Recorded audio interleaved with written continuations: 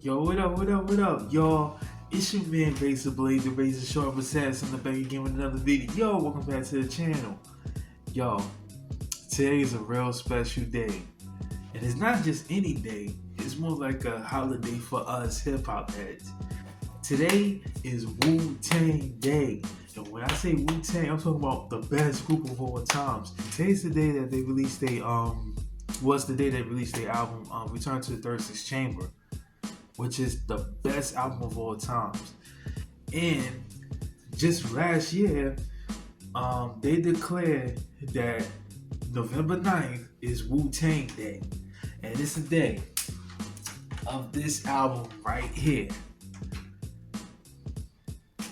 You see it, Into the Wu-Tang, Return, Into the Wu-Tang 36 Chambers. I got the cassette tape. And I got this bundle right here. Big ups to Get On Down. You see it? Classic, man. Word up. I had to cop this. And on top of that, as you see, I got the shirt and the jacket. Come on, son. I told you, I'm true to this. I'm not new to this. I'm true to this. It's Wu-Tang forever here. And it's special to me because this was a big introduction for me to, it was a big introduction to me to, to Wu-Tang. And I became a fan from the gate. They brought something new to hip-hop in 1993. You never heard non-MCs from a small town just do it up like that the way they did. And RZA, who is one of my all-time favorite producers, my number one favorite producer, come with them beats. If you heard, if you hear the whole album, the beats that he was coming up with was ridiculous, and he was ahead of his time with all that. That was something never heard of. Everybody in the crew rhymed all the way down to the man making the beats. That's so dope. And think about it, you got RZA, the Jizza, who's the head, Old Dirty with the drunken flow, Inspector Deck, Rebel INS, Raekwon the Chef, U-God, Golden Arms, Ghostface Killer, and he had the mask on. Then you got Method Man, and then you got Master Killer, which he only rhymed on one joint, but he made his debut on Chess Boxing. If you know this on Chess Boxing, you know what I'm talking about. That legendary verse. Every joint on the album is non-skippable, man. All the way from Bring the Ruckus to Shame on a Nigga to Can It Be, Clan in the Front, Seventh Chamber 1 and 2, Tears, Protect Your Neck. Now Protect Your Neck, that's my anthem. That's my anthem right there. Chess Box for me. Protect Your Neck is number 1. Chess Boxing is number 2. Those are my top 2 joints on that album, hands down. That's, come on, son. Every joint on that album is non-skippable. Cream, come on, son. I can go on for days about this album. And because of that album is so dope and so huge that they became the best group of all times. And plus, they didn't change it. They didn't change the game music-wise. They changed it business-wise, where they was also signed as a group on Loud as a whole. But outside of that, they was able to get their own several deals. You got Meth with Def Jam, Jizza with Geffen. Which, by the way, speaking of Jizza, just a couple days ago, it was the 29th anniversary of Liquid Swords, and that's definitely one of my favorite albums of all times. Liquid Swords, what? And Jizza, he's the genius, so you already know he was capable of doing. And RZA, that album, the beats on that album was straight up and down Chef's Kiss. Let's be clear, bro. The beats he was coming up with, on that album, doing the Iron Mike, what? Man, come on, stop playing, man. RZA wasn't playing with them beats. It's up there with Human Links. But anyway, like I said, back to the matter at hand. You got Jizzle with Geffen, Old Dirty with Electra. Like that's why they was able to expert the way they did. It came out with beautiful, classic masterpiece that the test of time still stood up. Like you never heard that in the music industry. Period. Like that's why I said Wu-Tang Clan dominated the game, not just music wise, but business wise, and have their own clothing line on top of that. Come on, son. That's why I said Wu-Tang Clan is the greatest, hands down. And 31 years later, they still showing, proving you why they still the greatest. Also, speaking of that, today they released the Nike Dunk. I know, like, people been trend. Like, I know you've been seeing it on Instagram. People been posting it all over Instagram, Twitter, Facebook, the whole 9 yards. Even they did a promo on YouTube. Cause you know me, anything Wu-Tang related, I'm in the building. Word bond. So even that, like anything Wu-Tang related, come on, son. But other than that though, they released their Nike Dunks.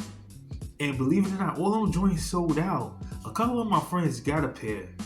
Yeah, all my friends, they got a pair. I'm not mad because I already knew from the gate that I wasn't be able to get it because I got gigantic feet. So I knew I wasn't going to be out of luck. But for those who do got it, salute to y'all, man. Word up. Because those are gems right there. And I hope, and I just pray to God nobody be stupid enough to sell them joints on eBay. Because from my knowledge is that they official tissue. The ones that came out in 1999, I believe, they was unofficial. It was like bootleg, I think. I could be wrong because I saw an interview of RZA talking about that. And I kept seeing experts on on the internet saying that they not the real deal Nike joints. They were just bootlegs. So that was my take on that. And also, they had a t-shirt with it. I wanted to get the t-shirt, but they sold them joints out. Cause on the back it says Cream. And on the back it has Nike logo on it. I wanted to cop that shirt so bad, son. It's special, man, because like that album alone made me a diehard fan. Like I already know the joints that, even though I was a kid, I was a baby at the time when they came out with that album, I was already put up on it. Like I already know Protect Your Neck, already know Method Man, already know like the popular joints. Cream, forget about it. Already know about those. But when it came down to like the whole album, like Bring the Ruckus and all that, that sold me as a fan. That sold me right there as a fan. And plus, for the record, here's a funny thing. My name, Razor Blade, comes from them. Razor Blade, it comes from them. My name comes from them. They my idol, so Razor Blade comes from them. It was inspired by them. My name, Razor Blade, was inspired by them because they always stay razor sharp. They got the razor sharp rhymes and the whole nine, so it was only right to, use that from them. You know what I'm saying? I idolize these dudes. Those are my idols. You know what I'm saying? But yeah, other than that though, word bond. If you got 36 Chambers album, if you got it on streaming, if you got the physical copy, it don't matter. Play that joint loud. Also, I know it's not just Wu-Tang Day, it's also Tribe Called Quest Day. Don't get me wrong, I love Tribe Called Quest. Midnight Marauders is definitely one of my favorite albums. I love that album too. It's up there with Low End Theory. Classic. But to me, Wu-Tang made a bigger impact. Like I said, the crazy thing about Tribe Called Quest is that Wu and Tribe, they both had the album out on the same day. Today, it's not just the Wu-Tang Day, it's also a bigger day for hip-hop. Because you got the best of both worlds. You got Tribe coming out with their third album, and then you got Wu, who Bum Rush the Scene came out with that classic debut album on the same day. That's so dope. So that album right there is special. You know what I'm saying? Both of them albums are special. Midnight Marauder and 36 Chambers. Come on, son. You can't beat that. If you got those copies, bump those loud and bump them over and over again. Like, I was bumping 36 Chambers. I play that album religiously. That album stays in rotation. Like, that's my first, like, that album is my number one favorite, hands down. Like, you can't tell me nothing. For real. And RZA, Get that man, like, he gotta get his roses because the beats he was coming up with on the album was dope, dope, dope, dope, dope. Like, come on, son. Who at the time mixes Kung Fu and over rugged beats like that? The way RZA was coming up with on that album was ahead of his time. It was definitely unheard of, and it was definitely something new for hip hop. So RZA definitely gotta get props. Props is doing. Wu-Tang Clan alone gotta get the props that they deserve because they changed the game. They changed the game, and 31 years later, they still making moves. Like, come on, son. It's Wu-Tang forever here, man.